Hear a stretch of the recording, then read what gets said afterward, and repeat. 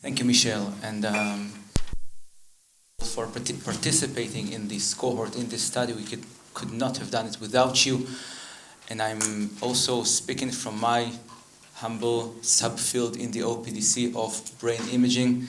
I know that participating in a 45, 60-minute scan, maybe multiple times, could be challenging. So again, thank you. Okay, so I guess we will need to start with the question of why brain imaging in the first place.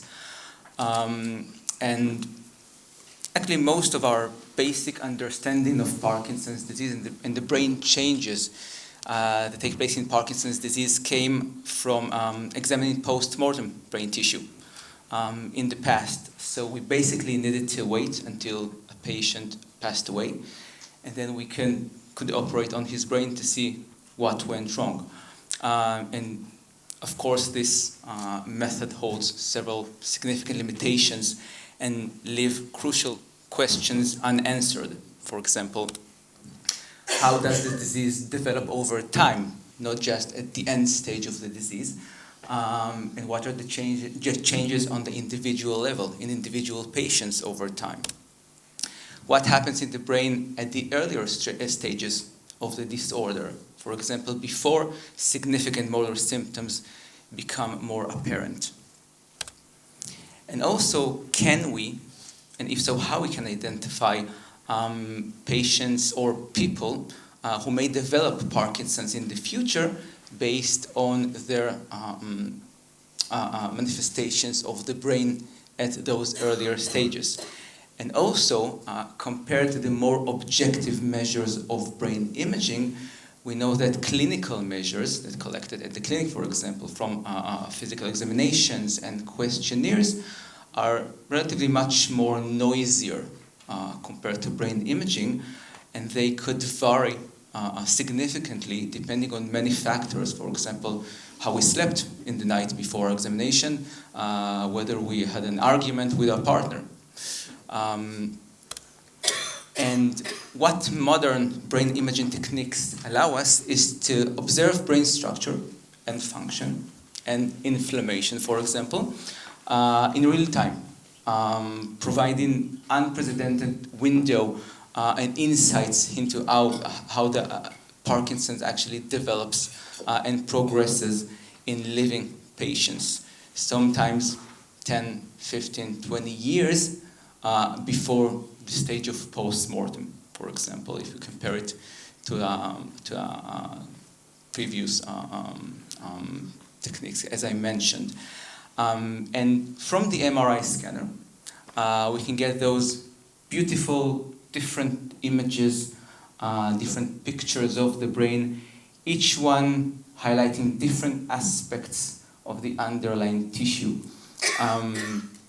And using those images and different analytical approaches and analytical methods, we can then able to extract and derive different brain metrics. And for example, try to understand how different properties of the underlying brain tissue and how different regions may be more or less vulnerable to Parkinson's pathology. So, using the imaging data that we collect, of course, as part of the cohort and in our center, we aim to accomplish 4 main goals. The first is to understand the biology of Parkinson's, or the neurobiology, the pathobiology, pathophysiology, the neuropathology. How does the brain change during the course of Parkinson's disease? The second one is to try to do some predictions on the individual level, on the individual patient level.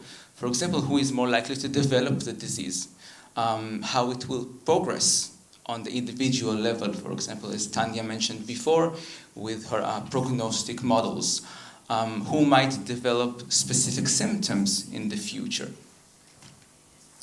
The third aim is to try to optimize treatment or intervention selection. For example, who is more likely to benefit from a clinical trial of a new drug, for example, the Centaur trial,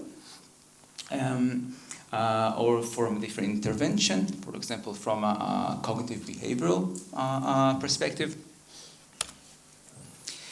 And we can also use those brain metrics that we can derive from those imaging scans as endpoints or outcomes for those trials. For example, brain imaging can provide objective measures to assess whether an intervention has been successful or not.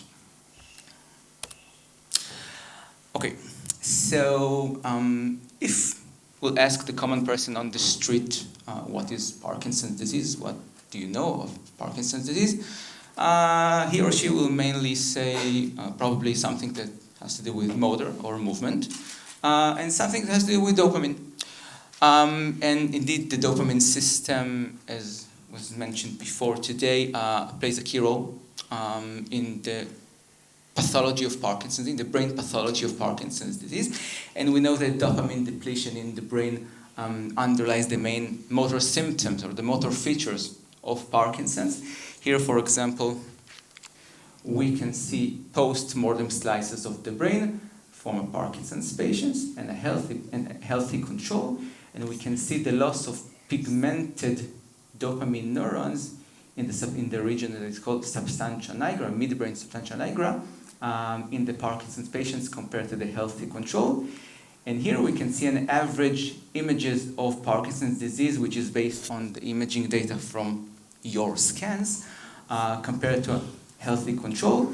And we can see the same region that we can see here, highlighted in these circles. We can see in the healthy controls scan, we can see a hyper-intense or more bright region here, which represents those pigmented dopamine neurons, which we can no longer see here on the average Parkinsonian brain.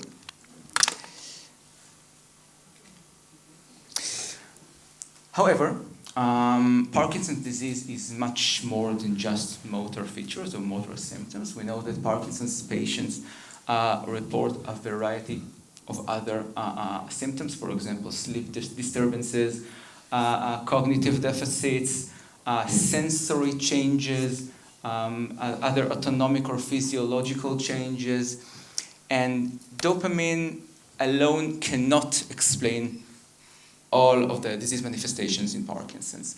So we also try to understand not just how the dopaminergic system is affected in Parkinson's, but also how other brain systems are also affected during the course of Parkinson's, which could explain and be related to those other mainly non-motor symptoms of Parkinson's. And dopamine is just one of several very important brain systems or of chemicals, of different chemicals, that are called neurotransmitters or neuromodulators, which mainly said that they help to convey messages between different brain regions.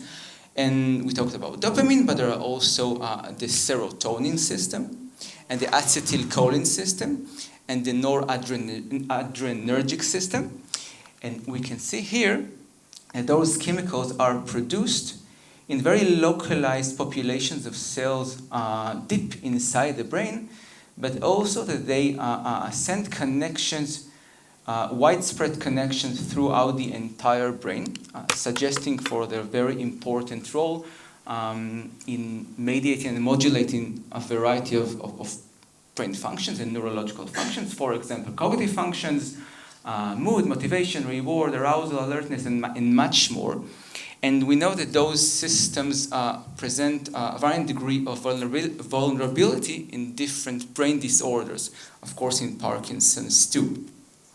And one of those systems, which we have been focusing on in the past year or two, is the acetylcholine system, which originates from an area in the middle of the brain, in red, which is called the basal forebrain.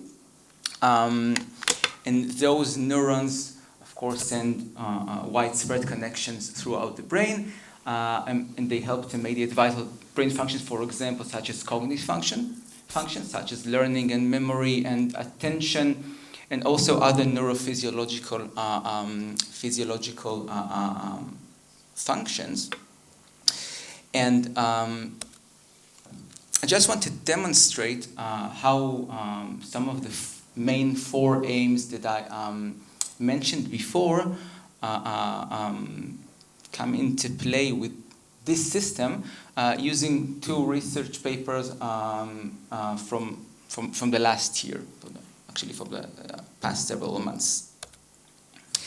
So we used different modalities, different types of images of MRI, mainly structural MRI images and diffusion MRI images, to identify and characterize the structure of this acetylcholine system in the brain.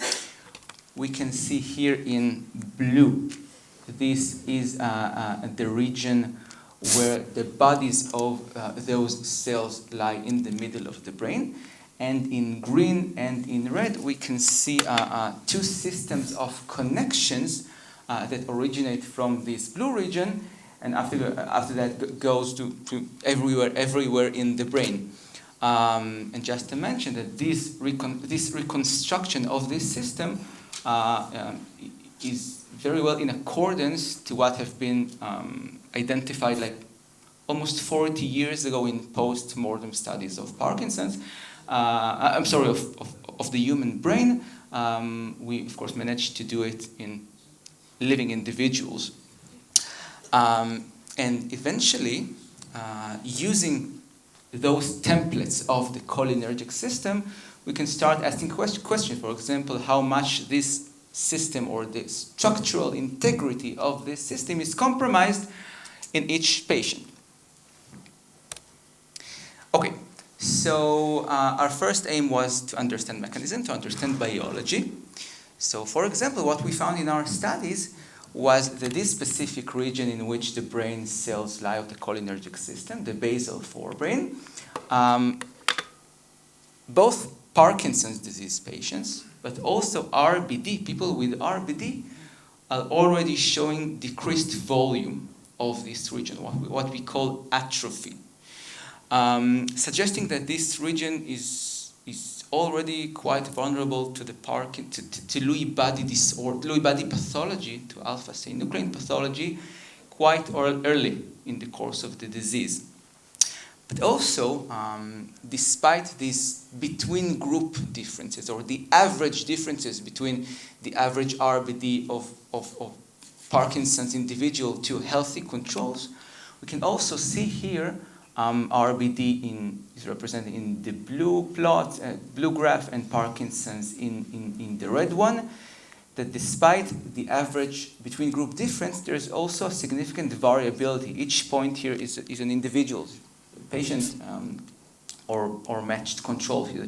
So there is a significant variability between patients within the RBD group or within the Parkinson's group.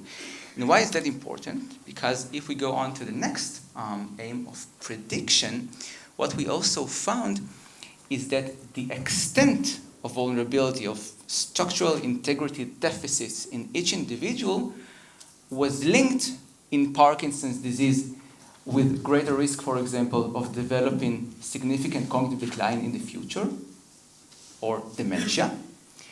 And within the RBD group, lower structural integrity of the system was associated with less time until diagnosis of Parkinson's, which we can translate to a shorter time of intervention before the diagnosis of the disease. And on the clinical level, what can we actually do with this information? For example, it can help us to predict who could develop memory problems or cognitive problems in the near future. And for example, to start and design better treatment for those individuals or to send them to some trials. But also in terms of RBD, as I mentioned, we can try to assess who has less time to intervene and to start more intense and maybe aggressive follow-up and intervention and treatments. Okay, so just to wrap up those examples with our four main goals, in terms of mechanisms, we identified or characterized a vulnerable system, in this case, the acetylcholine system in the brain.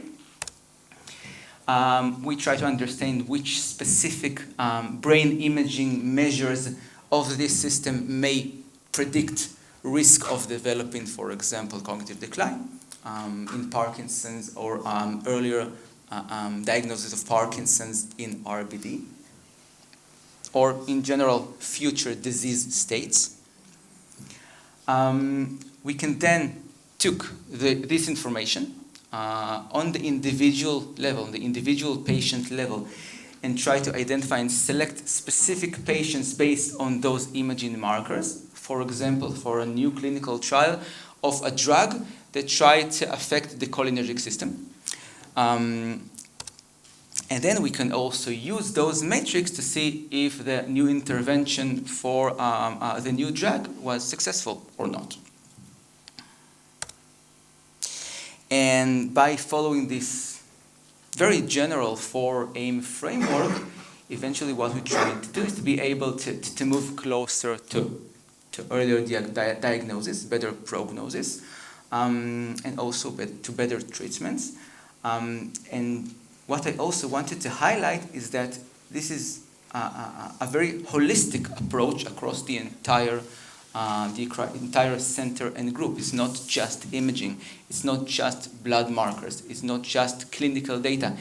It's everything together that can help us get a full picture, a full image of each individual, each patient, his or her specific needs, and what we can do, of course, to help with the burden of the disease later as the years go by. So I want, of course, to thank specifically the imaging team and, of course, the entire team across Oxford and Bristol and all our collaborators. Thank you very much.